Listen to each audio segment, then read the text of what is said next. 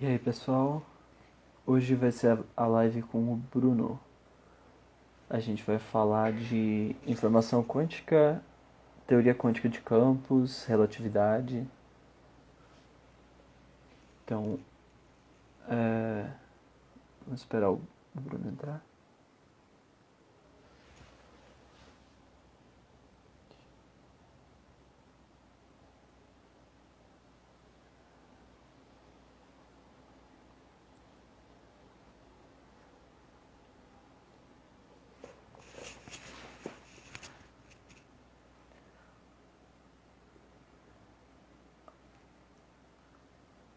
O Bruno é aluno de doutorado do Perimeter Institute, no Canadá.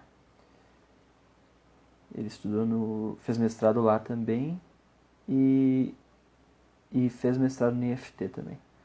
Deixa eu chamar ele aqui para a live.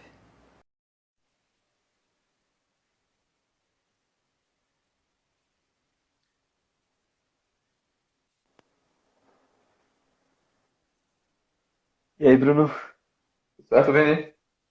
tranquilo? Tava escutando certinho? Bom. Tá, vocês estão me vendo bem? Tá ouvindo e vendo bem? Tá certo, tô te ouvindo bem, tô te vendo bem também. Tá Então, ótimo. hoje eu vou conversar com o Bruno de Souza Leão, que é aluno de doutorado do Perimeter Institute, no Canadá. Fez um mestrado lá também e também fez um mestrado no IFT aqui, né, em São Paulo.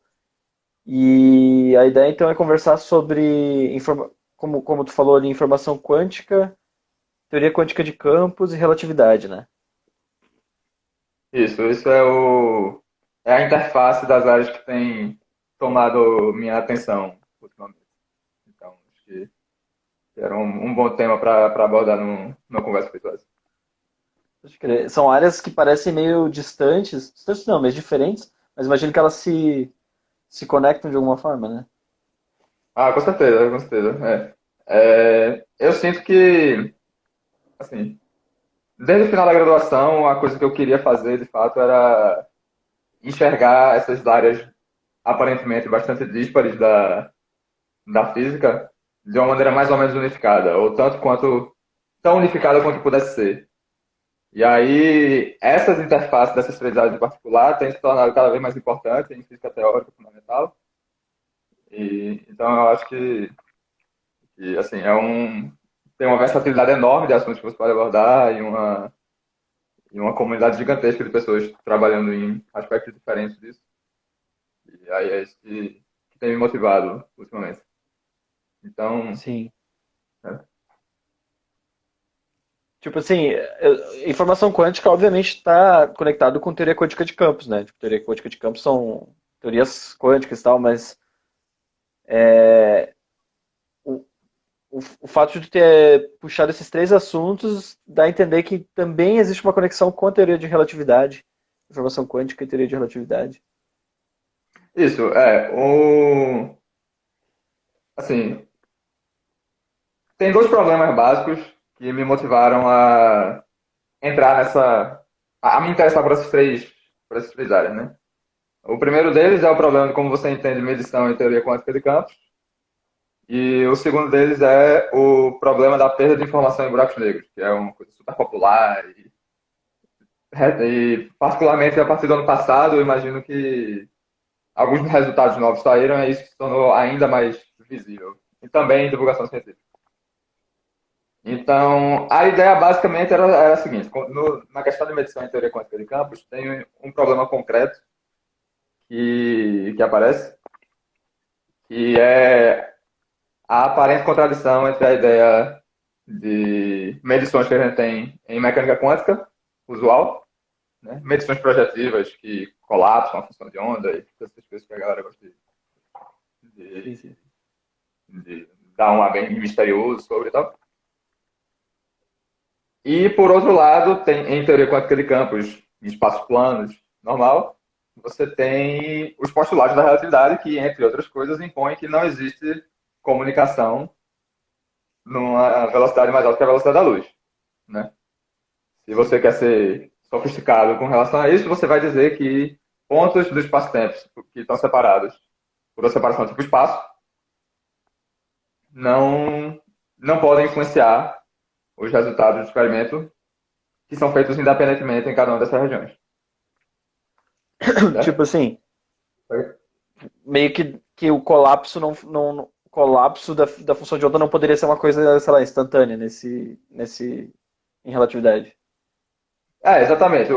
A maneira como você entende essa atualização do estado quântico, quando você está falando de teoria quântica de campos, aí você tem que respeitar a localidade e causalidade, tem que ser diferente dessa ideia que a gente tem de um colapso instantâneo que acontece numa fatia de tempo fixa e dali você desenvolve o estado com esse estado colapsado, digamos assim. Isso simplesmente não é o que acontece em teoria quântica de campos.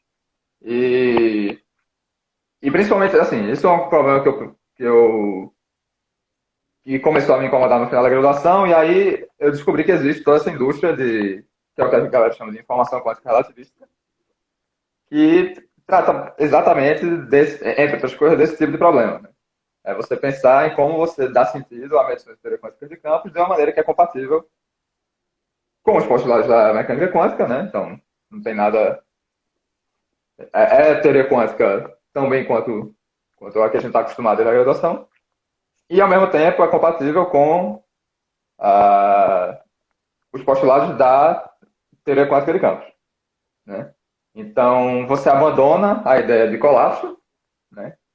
Desse colapso Uhum. instantâneo ao longo de uma superfície, tipo espaço que rotula um tempo fixo. Isso simplesmente não é uma boa descrição do experimento. E, ao invés disso, você olha como é que você... De uma maneira mais concreta e mais explícita, para uma coisa que geralmente quando a gente está acostumado a falar de medição, a gente meio que ignora, que é o fato de que, em última instância, toda medição que você realiza é feita através do acoplamento de um campo de prova, de uma partícula de prova, o que seja, com o campo que você está querendo provar. Né? Aí isso leva, naturalmente, a um conceito de detectores de partículas, que vocês já falaram aqui, porque eu sei que Thales já teve uma conversa aqui também, e esse foi o tema da Uhum. conversa. Então, é essa a, a trajetória lógica que me levou a esse tema. Né? O problema de medição em teoria quântica de campos, se você só toma como base a ideia de medições projetivas, que é o que você provavelmente vai tomar se você só está acostumado com teoria quântica da graduação e tudo mais, se choca diretamente com localidade e causalidade em teoria quântica de campos e satisfaz os postulados da relatividade. Né? Então, tem que ter alguma maneira de você compatibilizar essas duas coisas, e aí isso lhe leva naturalmente para a informação quântica relativista.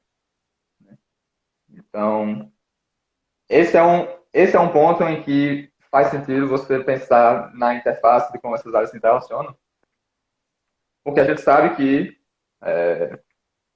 em última análise, pelo menos até onde a gente entende, no melhor do nosso entendimento até hoje, a relatividade e teoria quântica são os elementos fundamentais a partir dos quais a gente constrói todas as nossas teorias. Então, é bom que você tenha pelo menos algum arcabouço que é capaz de acomodar as duas de maneira consistente, e eu acho que isso é alcançado, mesmo que parcialmente, nesse arcabouço. Né? Tipo E aí assim, a outra. eu pergunto assim, quando se fala em mecânica quântica e relatividade especial juntas, me vem à cabeça a teoria quântica de campos, né? Que eu acho que é uma área bem compreendida, mas talvez não em aspectos sutis como da medição, enfim, eu não sei, por exemplo, eu acho que tem, talvez é isso que tu está falando de é observar teoria quântica de campos nos aspectos de informação quântica, né? Tipo assim, alguns Exato. aspectos sutis, assim, sei lá. Exato, é. É, é um. É você começar a olhar para conceitos de teoria quântica de campos que são particularmente relevantes também sob esse ponto de vista de informação quântica. Né? Um deles é entender o processo de medição, que é a pergunta mais básica que você pode fazer para como você adquire informação sobre qualquer sistema, né? gente trata essa noção de informação como um conceito primitivo, mas que a gente entende como associado a adquirir alguma coisa sobre algum sistema, né? Algum conhecimento sobre algum sistema. E isso se estende para coisas mais sofisticadas, como questões de emaranhamento, que é um dos recursos mais importantes em protocolos de informação quântica, e também acaba sendo um dos elementos fundamentais em teoria quântica de campos também. E aí, esse daí é mais um exemplo de um conceito que interliga as duas áreas. E aí também tem toda uma indústria de pesquisa que as pessoas exploram, tanto em teoria quântica de campos pura, quanto em gravidade quântica e tudo mais. E tem a ver Questões também de emaranhamento. Exato, exato. É. E aí isso leva àquele segundo ponto que eu falei no começo, aquele segundo problema que você fala que me motivou a querer falar dessas duas áreas, que é o problema de perda de informação de buracos negros. E aí tá também a, a, talvez seja o problema que motivou o pessoal mais mainstream de física de altas energias a querer pensar em informação quântica também, eu acho. Assim, eu não faço ideia da história, como ela se desenrolou factualmente, mas na minha cabeça faz sentido que esses tenham sido espaço lógico. Tipo assim, aí já é um outro salto, né? Porque buracos negros são objetos que já não é de relatividade especial, já são coisas de relatividade geral, né? Tipo assim, Isso. até hoje a gente não sabe conectar a relatividade geral com mecânica quântica, sei lá. Bom, Então, tipo, depende. Acho que depende para quem você pergunta, né? é, Sendo muito conservador, você tem como dar sentido à teoria quântica de campos em espaços curvos, por exemplo, né? uhum, E outra que algumas pessoas chamam de gravitação semiclássica, ou seja, porque em certo sentido tem regimes nos quais você consegue falar de teoria quântica com efeitos de relatividade geral, né? Mas com efeitos de relatividade geral clássicos, entre aspas, né? Você claro, não está claro, pode quantizando o crer. campo gravitacional nenhum, né? Sim. Aí, é. Isso é uma coisa, né? Que, como eu disse, eu acho que é a postura conservadora que eu compartilho também. Eu enfim, costumo fazer algumas coisas em teoria quântica de campos em espaços curvos também. Uhum. E que em informação quântica relativística também é muito barato você incluir detectores de partículas e fazer perguntas de comunicação e transmissão de informação nesse cenário. Outra coisa que aí é uma área um pouco mais especulativa, talvez, dessa interface de relatividade geral com informação quântica e teoria quântica de campos, vem da, da galera de altas energias, de física de altas energias, que faz holografia, por exemplo.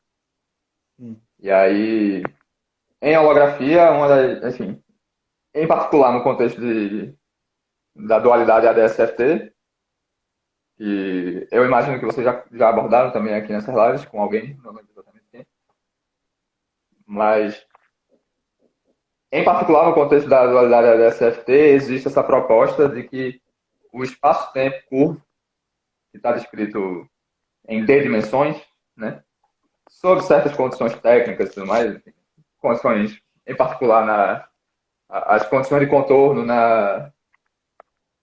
assim, assintoticamente longe, né, na borda do espaço-tempo. Esse espaço-tempo pode ser visto como dual a uma teoria que não tem gravidade e está localizada na fronteira. Né? E a maneira como essa geometria para dentro do bulk, chama, né, para o interior do espaço-tempo emerge, tem a ver com o emaranhamento que reside na teoria de campos na fronteira. Hum. Entende? Então, essa é outra instância de como essas áreas se conectam. E isso também é uma coisa que tem essa ideia do espaço-tempo emergente a partir do emaranhamento é uma coisa que tem, muitas pessoas têm pensado muito sobre e, enfim, é uma das coisas que me interessa. Nesse caso, tipo, sei lá, os aspectos de gravidade estão relacionados com informação quântica, mesmo dessa forma mais indireta, assim, então, por essa, tipo, sei lá, dualidade, tipo. gravitação nada mais é do que uma teoria quântica, só que vista de uma outra forma, sei lá. Exato, Como é usual de todas as dualidades, né, as quantidades que são naturais a partir do ponto de vista podem ser um pouco mais complicadas a partir do outro. Mas, então, é pouco óbvio, por exemplo, enfim, de maneira geral, não é fácil você pensar em exemplos de teorias quânticas de campos que tenham um dual geométrico muito claro, ou muito bem entendido. Tem poucos exemplos que as Uhum, pessoas sabem fazer isso, uhum, né? Mas, o fio da meada geral é esse, de que a emergência da geometria do interior, né, com relatividade geral, ou teoria quântica de campos em espaços curvos, vivendo nesse interior, tem a ver com o emaranhamento que reside na fronteira. Então, o emaranhamento da teoria de campos conformes na fronteira tem toda a informação que você precisa para escrever o interior, né?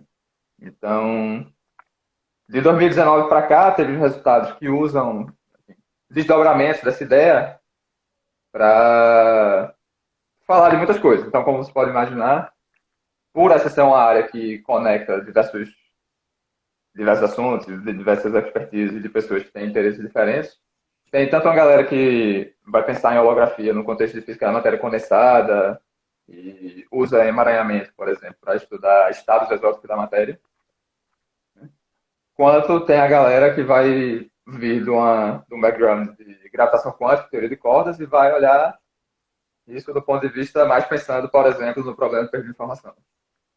uhum. Então, eu acho que a mensagem que eu quero passar é que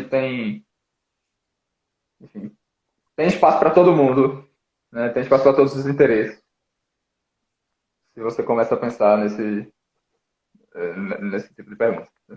Pode crer. É como se fosse um problema que pode responder várias perguntas. É, Tipo, então, essa questão do buraco negro, tipo assim, perda de informação do buraco negro é uma questão, que nem tu tá falando, é uma questão. Tem aquela questão, né? Tipo assim, o buraco negro é aquele objeto lá de relatividade geral que suga todos os objetos, luz e tal, cai, tipo assim, vamos dizer assim, suga com a gravitação para dentro dele, né? Sei lá. E aí tem aquela questão de tipo o que acontece com a informação que cai para dentro do buraco negro, né? isso. E isso que ele está falando tem a ver com tentar entender essa questão também. Não sei, tipo, teria a ver com tipo É, assim, tentar responder essa informação se perde ou o que acontece com ela. é exatamente exatamente essa a motivação no final da história. Então, o problema de perda de informação de buracos negros é o exemplo favorito de muitas pessoas para para um regime no qual a gente não entende como que gravitação e teoria quântica se encaixam, né? E Uhum. aí, por ser, enfim, como o próprio nome já diz, por ser um problema de perda de informação, é natural você imaginar que informação quântica vai ter alguma coisa a dizer com respeito a isso. Então, parte da pergunta que as pessoas buscam responder é justamente o que acontece com a informação que cai dentro do buraco negro, né? E como você pode entender isso tomando como base o que a gente já sabe de teoria quântica de campos e de relatividade geral, né? Aí, basicamente isso.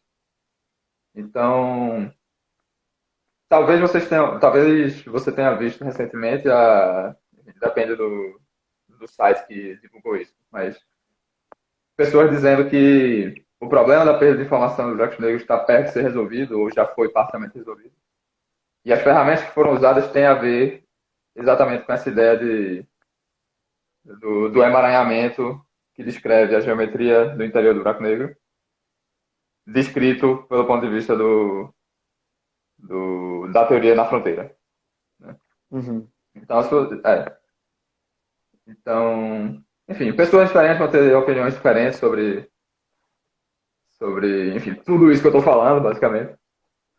Mas eu acho que é um tema que me motiva também. Eu acho que, não sei Pode crer. qual é o seu ponto de vista nisso, mas eu não entendo muito bem a holografia, até hoje eu não entendo muito bem, mas tipo, isso que eu tô falando assim que, então aparentemente foi resolvido, a solução seria tipo o quê? Seria tipo, essa informação ela não é perdida, né? A informação que cai pra dentro do buraco negro, ela não é perdida, ela tipo, ela se coloca de novo no espaço-tempo de outra forma, não sei.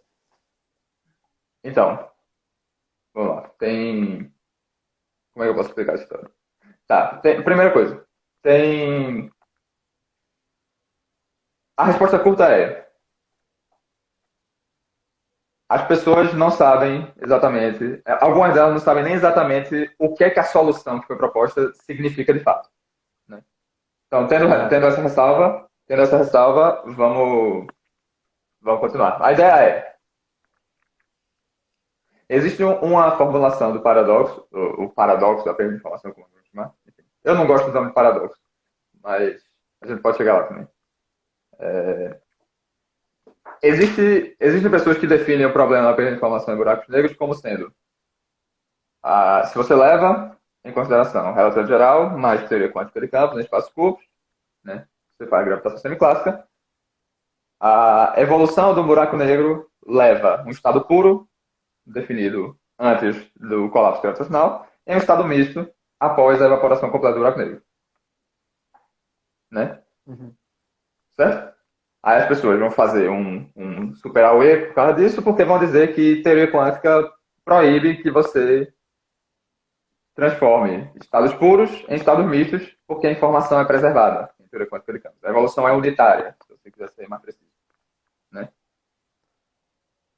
Aí, a primeira coisa que tem que ser dita é: esse enunciado do problema da perda de informação está simplesmente errado, certo?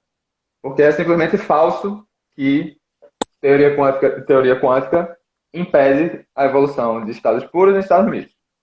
Na verdade, você consegue evoluir estados puros para estados mistos o tempo todo, basta que você tenha uma interação com algum ambiente, e aí você descarta todo o ambiente na sua descrição, que você vai ter uma informação parcial, porque parte dela saiu para o ambiente, né? No contexto Uhum. da evaporação do buraco negro, o que faz o papel desse ambiente, né, que absorve informação e que no final você não tem acesso, é a singularidade que está dentro do buraco negro, Uhum. né? Então, sob esse ponto de vista, não tem nada de paradoxal na perda de informação. Você pode simplesmente dizer que a informação está contida na singularidade e o que quer que aconteça com ela é um problema de gravitação quântica mais completa e é capaz de descrever geometria na escala de Planck e tudo mais. Sim, sim.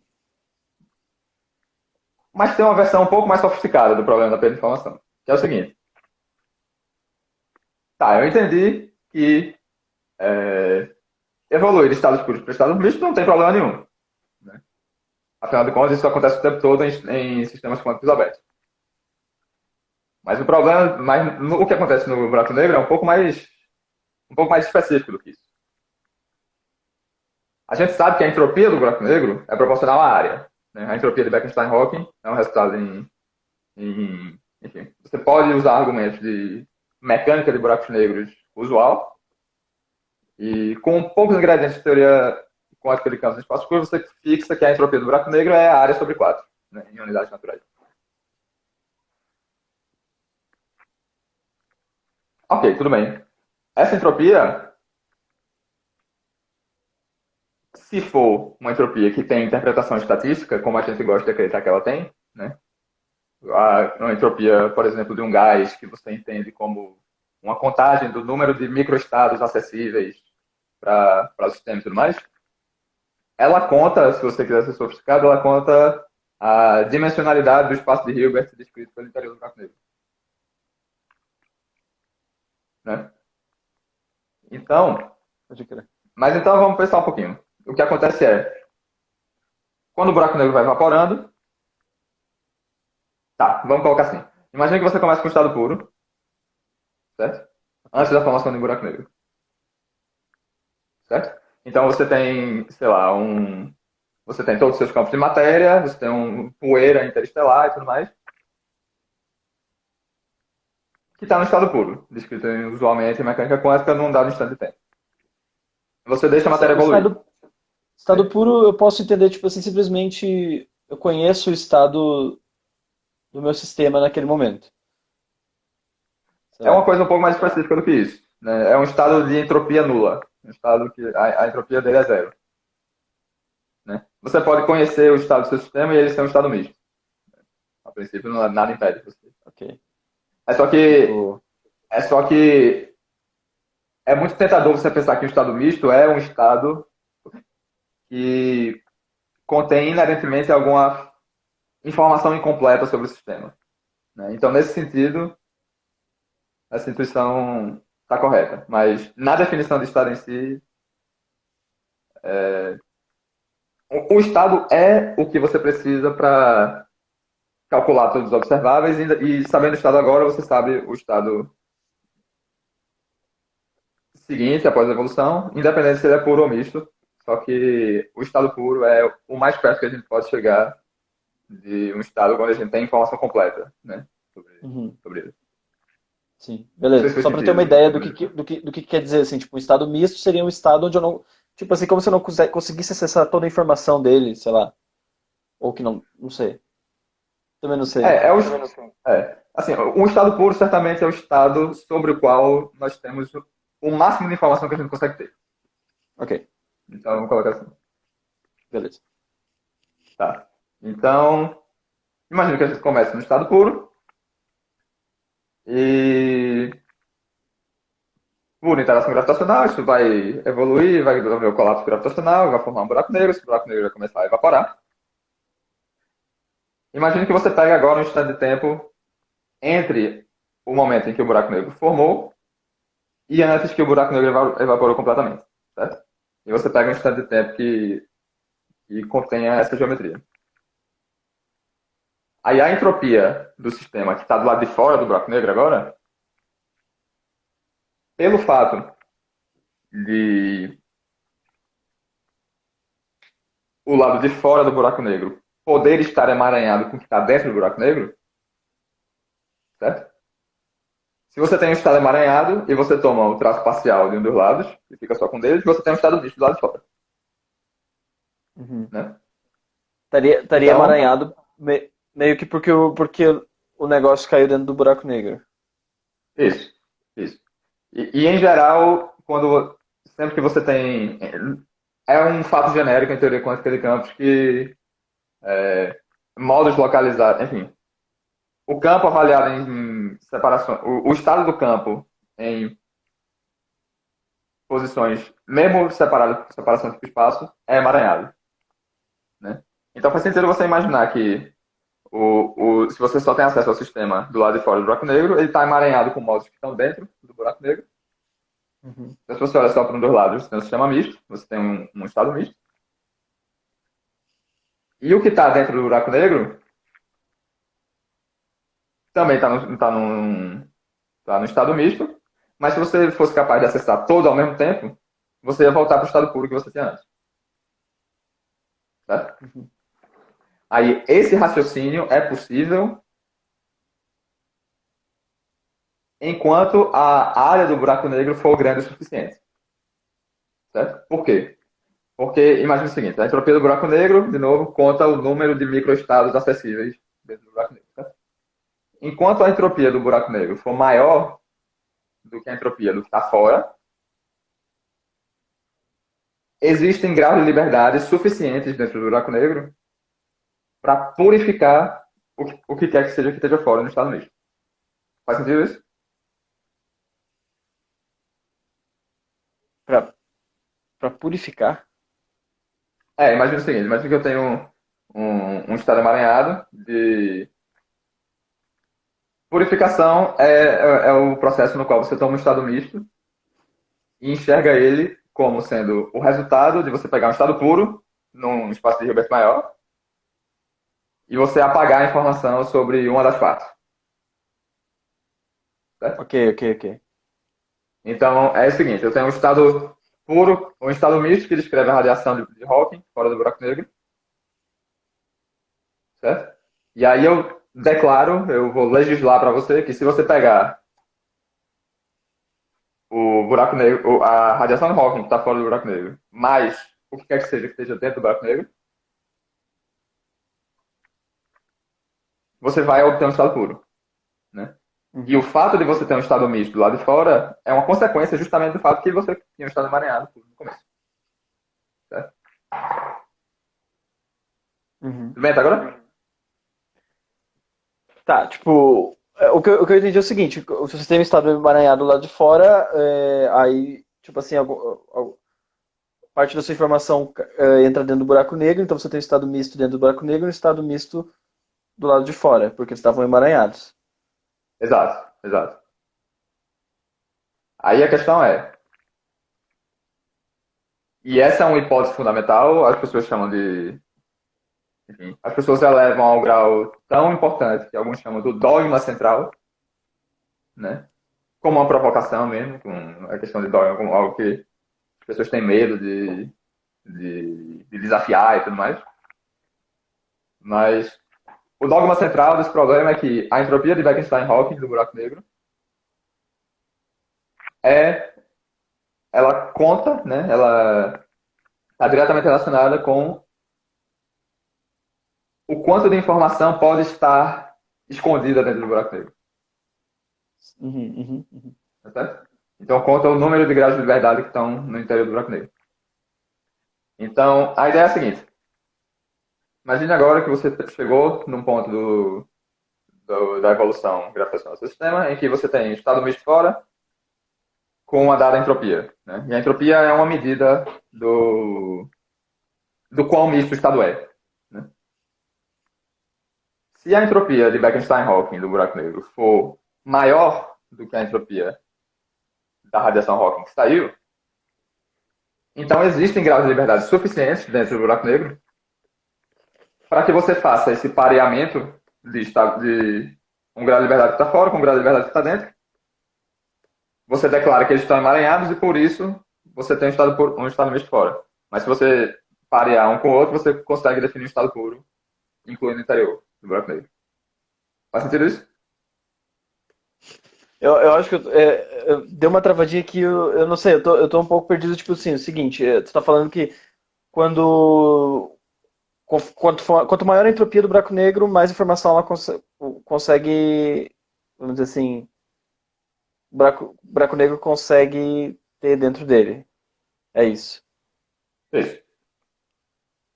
Então, se aí tu está comparando isso com o quanto de informação tá nesse estado misto que, tipo assim, no momento que tu deixou estar emaranhado e aí cai algum tipo de informação dentro do buraco negro, você tem esse estado misto dentro do buraco negro, e aí tu tá tirando alguma conclusão comparando a entropia desse estado misto com a entropia do buraco negro. Exato. É basicamente isso. Eu estou dizendo que a entropia do buraco negro, a interpretação microscópica dela, é o número máximo de graus de liberdade que estão contidos dentro do buraco negro e que eu posso emaranhar com o que quer que esteja fora. Certo? Isso não é, enfim, isso não foi provado em canto nenhum. Existem argumentos que motivam essa interpretação. Se você quiser, você pode ser cínico e dizer que simplesmente você rejeita isso, mas aí é Não, uma sim. solução um pouco preguiçosa, eu acho. Mas, mas essa é a hipótese de trabalho, né? Sim, sim. Aí a Eu ideia só, é, então, mas aí a conclusão tu falou em no momento de, eu não entendi exatamente o que que tu falou sobre purificação do estado. Em que momento tu fala que é o estado misto dentro do buraco negro, ele passa a ser visto como um estado puro, é isso que tu falou? Ou esse não, estado se puro? você coleta tanto o que está dentro quanto o que está fora do buraco negro, o sistema como um todo pode ainda estar no estado puro. Ah, tá, Certo? tá, tá. Pronto, Isso que tu quis dizer, pode crer, pode crer. exato. Cara, isso é muito louco. Essas coisas eu acho complicado de entender, como tu tá vendo, né? Não, mas é difícil mesmo. Tem que. É para quebrar a Tu, cabeça mesmo. Tá, mas vai ficar é, pior. Vai ficar. Pronto, ok. Então, a gente já assumiu, a gente já alcançou dois pontos importantes. O primeiro é, se eu tenho um estado misto fora, eu ainda consigo definir a junção dele com o que estiver dentro como sendo um estado puro, né? Basta eu supor que existe emaranhamento compartilhado entre essas duas regiões. Certo? Ok.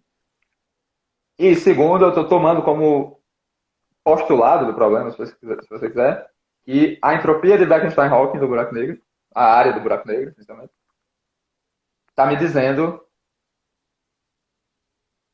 quanto que eu consigo purificar um estado misto que está do lado de fora, porque ele está contando quantos graus de liberdade eu tenho dentro do buraco negro.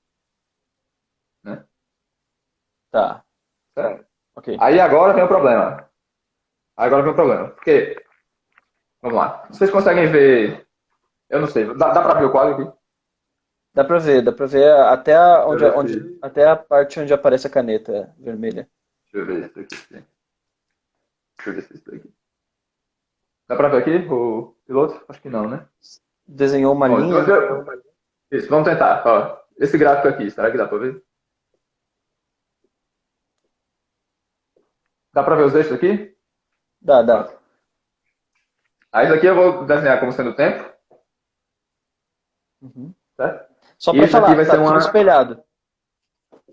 Ah, tá espelhado? Ah, então Tá fodeu. espelhado, mas dá pra ver. Enfim, Não, mas esquece. Tá, ok. Não, o que dá pra importa vai ver. ser o. Dá pra entender. Sim. Então, vamos lá. Tempo t igual a zero, eu vou dizer que é o momento em que o buraco negro se formou. Né? Ok. Então, aqui eu vou dizer que a entropia do buraco negro é área sobre 4. Né? Em t igual a Certo. zero, quando o buraco negro se formou, a entropia do buraco negro é área sobre 4. E não tem nenhuma matéria que saiu, porque não começou ainda a evaporar, radiação Hawking. Então, a entropia do, do que quer que seja que esteja fora do buraco negro é zero. Certo? Aí agora eu vou começar a evaporar o buraco negro. Vai começar a sair uma radiação. Essa radiação vai estar no estado puro. Ou, mentira, no estado misto. Então, se eu tiver aqui. Essa curva vai ter duas curvas. Vai ter a curva da entropia do buraco negro e vai ter a curva da entropia da radiação Hawking. Ok. Certo? Quando tu tá falando, o Aí, buraco vai começar a evaporar, vai ser justamente isso. Vão ser, tipo, estados emaranhados caindo dentro do buraco negro e a parte que, vamos dizer assim, o estado misto que fica fora é o que é evaporado, é isso? perfeito. Exato. Ok. Exato. Você tem pares que estão sendo criados, assim, a ficção é você tem pares que estão sendo criados e o par que cai vai contribuir para a entropia, enfim, vai ser perdido. E o fato de que você tinha um estado emaranhado no começo significa que agora o estado que saiu, que vai contribuir para a radiação Hawking, é um estado puro, é um estado misto. Tá? Então, Beleza. então aqui é onde começa a entropia da radiação Hawking. Tá. Certo. Aí o tempo vai passar, né? Para quem está assistindo a live, o tempo vai passar na direção oposta ao que as pessoas estão acostumadas, mas acho que a gente consegue relevar isso. Mas Já deu pra então, entender. aí, aí a entropia da radiação Hawking vai começar a subir. Ok. E a entropia do buraco negro, como o buraco negro está evaporando, ele está perdendo massa, ele está ficando menor, Uhum. então a área dele está diminuindo. Perfeito. Né? Então a entropia do buraco negro vai diminuir. Né? Então, nesse momento aqui, por exemplo, nesse instante de tempo aqui, como é que você conta a história? Né? Você diz, tá, essa radiação Hawking que está fora está no estado misto, mas é um estado misto simplesmente porque tem modos do campo que caíram dentro do buraco negro e como eles estavam originalmente emaranhados, aí se você só toma um do lado, você tem um estado misto. Isso é perfeitamente possível justamente porque a entropia de Bekenstein-Hawking, nesse momento, é maior do que a entropia da radiação que saiu. Ou seja, se a entropia de Bekenstein-Hawking é maior do que isso, significa que existem graus de liberdade suficientes dentro do interior do buraco negro para purificar a radiação que está fora. Entendi, entendi. Então faz sentido Entendeu? dizer que no conjunto tu tem um estado puro. Se tu soubesse de tudo que está acontecendo, tu veria um estado puro. Tipo isso. Exato, exato, exato. Exatamente isso. Mas agora eu acho que já dá para imaginar onde é que vai aparecer o problema, né? Porque não dá. Enfim, essa curva não é uma reta, enfim. Ninguém se importa com os detalhes de qual é exatamente a relação funcional dessa entropia com o tempo. Mas, enfim, vai chegar um Entendi. momento em que as duas curvas se cruzam. Esse tempo é um tempo que as pessoas gostam, é o chamado tempo de Page. Só introduzindo devagar aqui. Ok. Aí, a partir desse tempo, as duas curvas vão seguir o seu curso normal, só que aí é que tá. Agora, a entropia de Bekenstein-Hawking é menor do que a entropia da radiação. Então, o argumento que eu tinha falado para poder dizer que o estado completo do sistema era puro, simplesmente não funciona mais. Entendi. Entendi agora. Né? Você não tem Aí, espaço dentro do buraco negro para guardar tudo que caiu lá, vamos dizer assim. exato, você não tem grau de liberdade suficiente para purificar a radiação Hawking a partir desse momento. Né?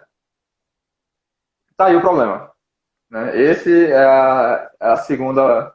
Enfim, demorou um tempinho para explicar, mas essa é a segunda versão do problema de perda de informação, que é o que as pessoas geralmente usam. Né? Também, Entendi. essa é a versão mais precisa do teorema. E aí a solução que saiu, a solução entre aspas, né, que saiu do, do problema em 2019, consiste exatamente num cálculo da entropia da radiação Hawking, que, que modifica essa figura aqui. Né? Ok. Tipo assim, Então, vamos lá, esse vamos gráfico não, fazer. esse gráfico não Esse gráfico descreveria exatamente o que aqui. está acontecendo. Exato, exato. Essa curva que cresce indefinidamente da entropia da radiação Hawking é o que o cálculo original que Hawking fez na década de 70 sugere. Né? É o cálculo de teoria quântica de campos de espaço curto e, enfim, simplesmente não tem nada que pareça levar você a qualquer instante de tempo aqui que a entropia começa a cair. Uhum.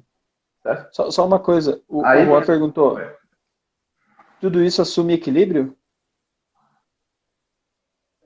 eu não sei exatamente o que ele quer dizer por equilíbrio. Nesse ponto. Assim, assume que a geometria muda devagar o suficiente para que a figura semiclássica faça sentido em um instante de tempo.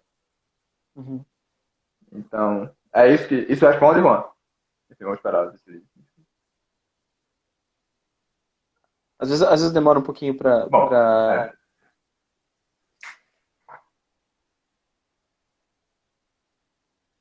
Mas bom, beleza, se, tá, se, tá, se tá não gravada responder, a depois a gente resposta.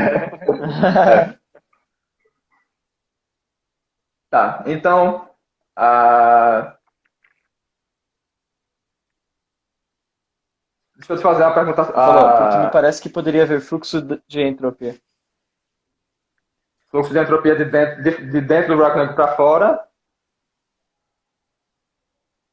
a princípio, é difícil você dar sentido a isso por causa da estrutura causal do buraco negro. Por definição, não pode haver classicamente nada que sai para fora do horizonte, porque é isso que define o horizonte. Né?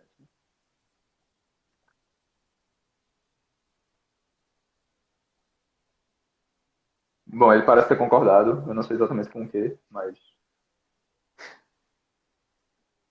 Mas pode crer, tipo, a parada Enfim, é que não, não. o truque técnico. O truque técnico da solução que saiu, a gente. Enfim, não sei se a gente vai ter tempo de falar, mas. É, enfim, eu não sei explicar em poucas palavras. Mas é basicamente você calcular a entropia de um jeito diferente, motivado por holografia, Uhum. né? E aí acaba que a entropia certa que você tem que calcular contém um pedaço que está dentro do buraco negro. E aí isso resolve o problema. Enfim, essa é a parte mais complicada, eu acho. Tipo Mas assim, a ideia é assim, essa a curva de entropia do buraco negro que desce, que você desenhou aí, seria então, essa curva seria diferente. não, a curva que vai ser diferente é essa curva da radiação Hawking que sai. Ah, pode crer. Então, a conta a conta que o pessoal fez, enfim, que muita gente está fazendo, que todo mundo está adorando fazer agora, em holografia, é, é uma curva que faz o seguinte. Você começa. Isso aqui está funcionando, enfim. Vamos continuar. A entropia da radiação Hawking no começo continua igual ao que era, mas a partir do tempo de Page, ela fica igual à entropia de Bekenstein-Hawking. Percebe? Saquei. Então, se você tem uma entropia da radiação Hawking que obedece a esse comportamento, você consegue dar sentido àquela figura original em todos os instantes até o final da evolução. E aí você pode dizer que o estado final é um estado puro. E aí essa curva, que é o que a galera chama de curva de Page, nesse contexto, é era o alvo central dos cálculos da galera. Enfim, teve gente que disse que calcular a curva de Page ia significar a solução do problema de perda de informação.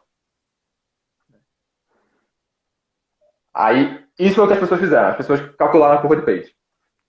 Agora, o problema é que a pessoa que falou que calcular a curva de Page ia significar uma solução para o problema da perda de informação, achava que para você conseguir calcular a curva de Page exatamente, você ia ter que saber detalhes da teoria de gravitação quântica mais sofisticada, e isso ia envolver uma resolução da singularidade e do que acontece com a informação quando ela atinge a singularidade. E todas essas expectativas falharam. Né? O cálculo da curva de Page, que dá essa curva, que é consistente com unitariedade, é gravitação semiclássica. Né? É basicamente teoria quântica de campos em espaços curvos, que é o mesmo arcabouço que levou essa primeira curva original. Só que a resposta, então, é simplesmente que Hawking estava calculando uma entropia de um jeito errado antes. E aí agora, por causa do que a gente sabe de holografia, basicamente, as pessoas acreditam que o jeito certo de calcular a evolução é assim, que é consistente com unitariedade. Isso não, assim, isso não. Bom, mas você pode ter sua própria opinião sobre se isso é uma resolução do problema ou não. Isso não responde o que acontece com a informação. Né? Isso só mostra que, sendo muito conservador, novamente, a,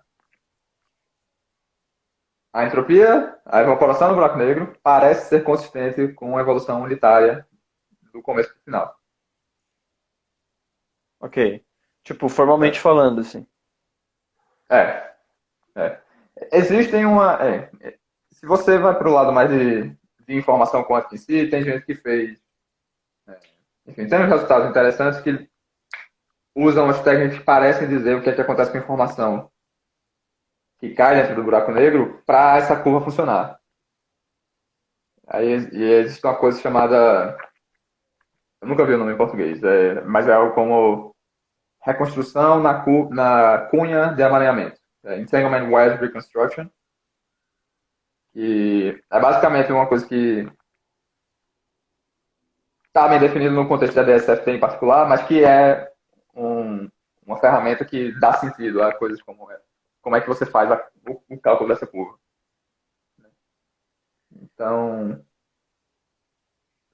Ó, o- ok, vamos tem ver. uma Para encontrar pergunta a aqui. contagem.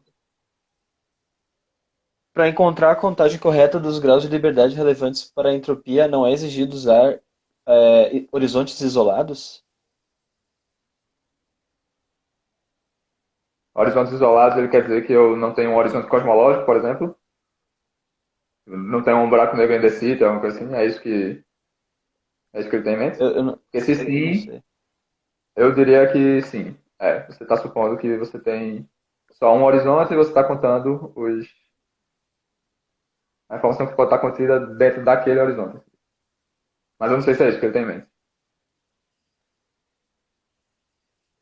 Tipo assim, então meio que esse princípio holográfico, ele dá quase que ele dá um insight que não tinha sido percebido antes sobre teoria quântica de campos, ou teoria quântica de campos em espaços curvos.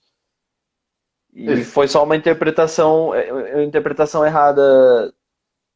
Tipo assim, o ponto é, a gente está cada vez entendendo melhor o que significa a informação quântica, meio que essa é a lição, assim, talvez. É, é. A gente está aprendendo como a informação descrita por um campo quântico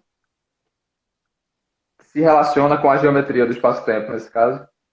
E, e é isso, basicamente. E aí, holografia, nesse sentido, é só um cenário onde você pode fazer perguntas mais concretas e você pode usar, né, todas as ferramentas que a galera gosta de CFT e tudo mais.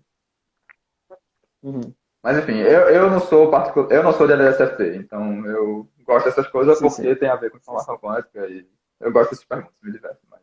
Sim. É, a gente acabou ficando um tempão discutindo sobre essa questão, porque eu fiz essa pergunta sobre informação do buraco negro. Eu não sei se gira em torno disso, então, as coisas que tu tem interesse, que tu pesquisa. Gira em torno disso, gira em torno disso. Eu não tenho, assim, eu tenho um trabalho que é sobre a entropia do buraco negro, mas que não tem nada a ver com o que a gente falou aqui.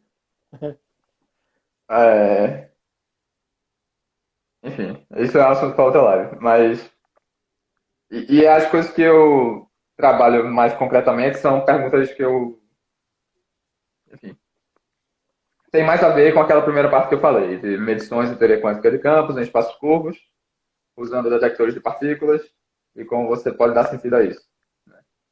Sim. Na verdade, seria Aí, enfim. um outro caminho, assim, a ser tomado para discussão, assim, imagino. Isso. Questão de Isso. medida e Aí, tal.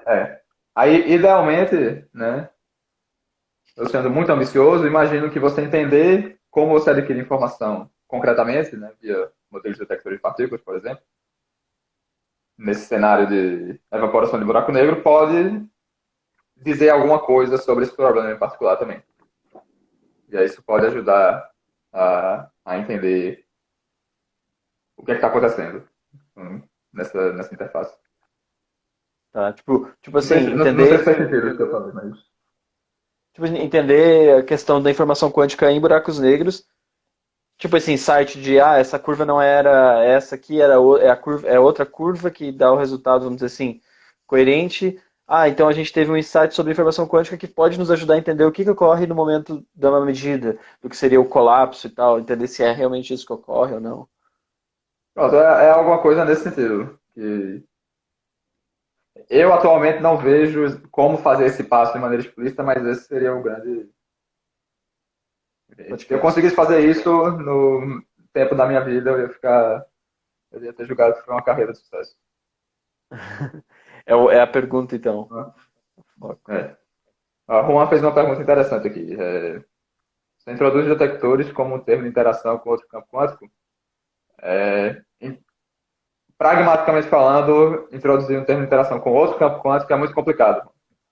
O que as pessoas fazem é introduzir com sistemas quânticos não relativísticos. Se você quiser localizar, tipo, introduz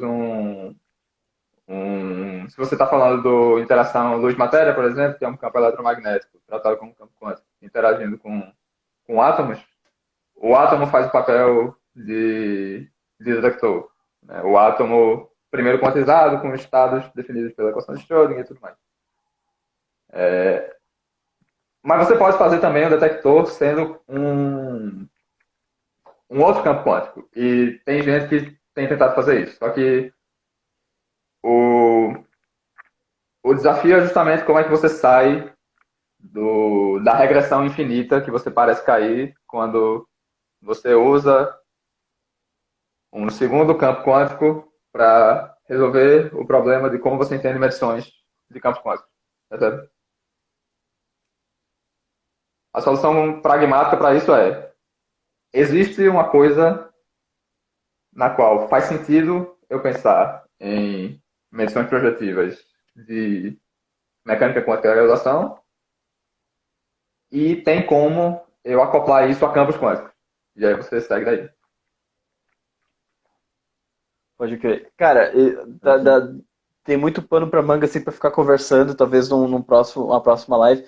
Agora, tipo, estamos com 55 minutos, indo pra 56, tipo, 4 minutinhos restantes, então eu quero agradecer tu ter topado participar da live e agradecer por essa conversa que foi muito massa, foi muito, eu fiquei aqui, tipo, quebrando a cabeça pra entender os bagulhos. Então, eu não sei se tu quer fazer algum último comentário, se tu acha importante, assim, de conclusão, sei lá. Bom, eu quero parabenizar a iniciativa, né? Eu acho que essa Obrigado. ideia das lives é uma coisa sensacional, tanto para dar um pouco mais de ânimos nesse tempo que a gente tem vivido de isolamento, então está durando tanto já, quanto para aumentar a interação entre a comunidade de jovens físicos brasileiros, né? Eu acho que isso Pode crer. vocês, você tem exercido esse papel de uma maneira sensacional. Assim. Eu acho que Pô, valeu. pronto. Então, E assim, sempre que se você quiser também recomendações de nomes da UFPE para chamar, eu tenho vários aqui. Tem vários que pode apareceram aqui na crer. live. Vamos, vamos E conversar, tem que chamar mais gente. pode, Eu tô chamando só os meus. Chamar bastante é, gente para participar. aí Cara, pronto. então. Então valeu por isso, por participar e tal. Então, acho que é isso, né? Depois eu vou postar aqui. Quem quiser assistir depois. Pronto. E era Tá isso aí. ótimo. Então, valeu, Valeu, Bruno, e Vinícius. valeu todo mundo que participou, fez pergunta e tal. É nóis. Falou.